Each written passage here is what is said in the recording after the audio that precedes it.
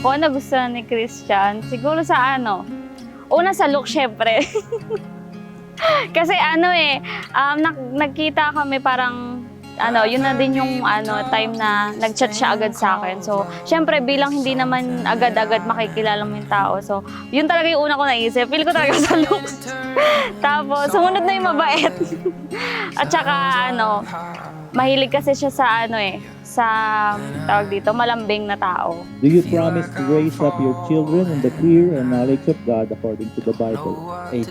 Do you promise to be faithful and not to forsake Jem in good times, in bad times, in sickness and in health, for richer or poorer, till death do you fall? 80.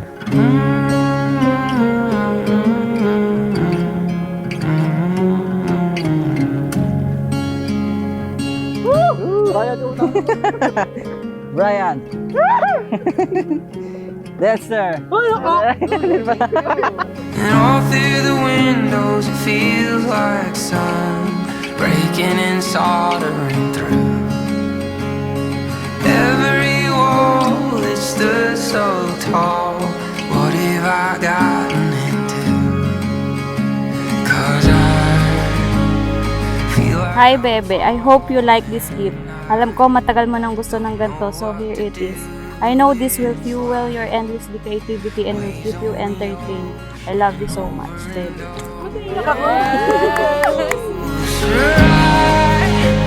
I feel like I'm falling. I don't know what to do. It's like waves on the ocean over and over, pulling me closer to you.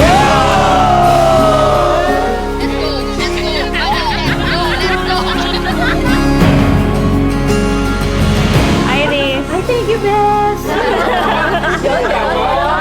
Ate Jemima. Mary.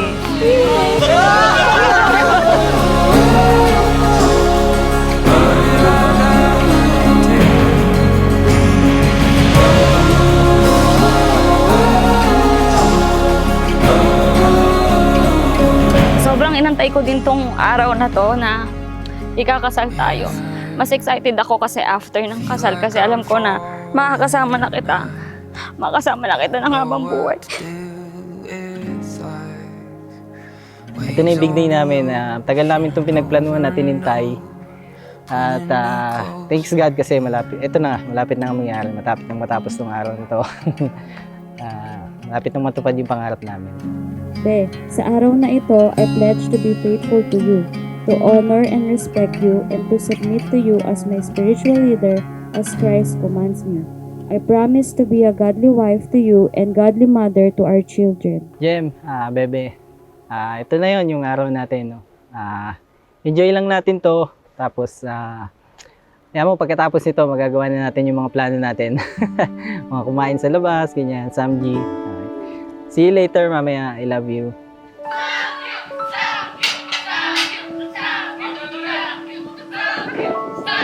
Hi, Be.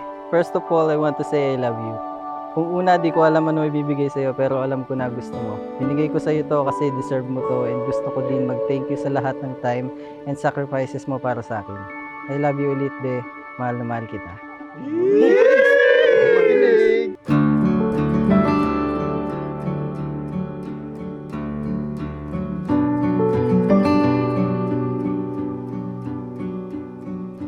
Magandang hapon po sa inyo lahat. Thank you very much for spending your Sunday afternoon with Christian and Jem for this very, very important moment in their relationship.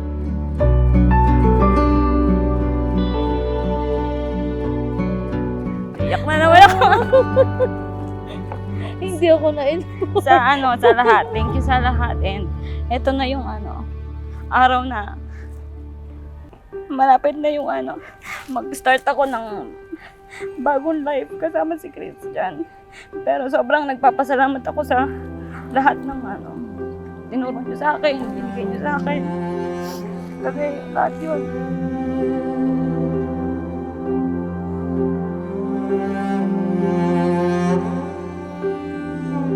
I promise to provide for your needs and be the spiritual leader of our home.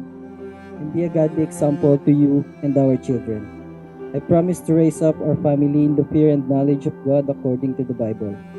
God has given us this second chance, and I promise to protect it and cherish it always. And I look forward to spending the rest of my life with you.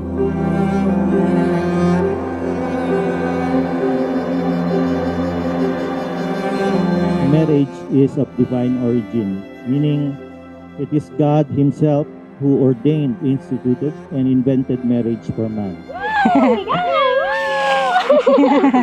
Jem, pagkain ka ba? Kasi I can't live without you. Hindi, ako yung una nakita noon. Oo. Tapos nakita ko siya na sweet-sweet siya nun.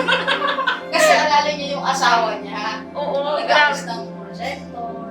Sobrang lamig. Para Bessie. Oo. Masabi ko lang, Christian, kakaroon ka na ng family.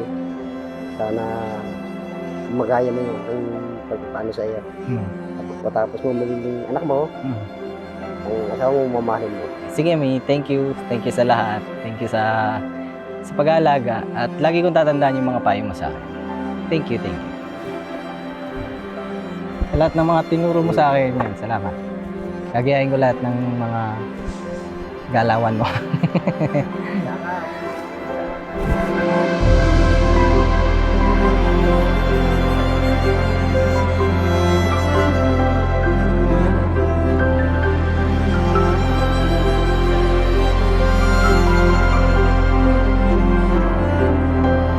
Jem, do you commit to raise up your children in the fear and knowledge of God according to the Bible? I do. Do you promise not to leave nor forsake your husband in good times, in bad times, in sickness and in health, for richer or poorer, till death do you part? I do.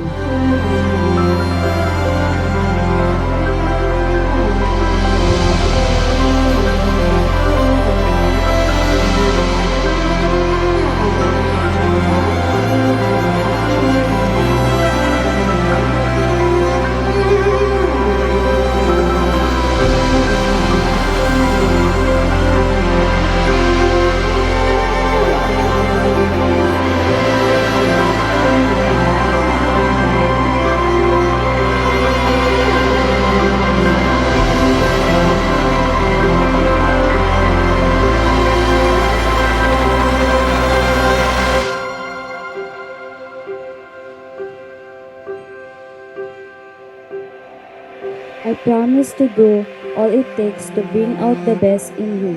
Palagi mo tatandaan na you are my greatest blessing.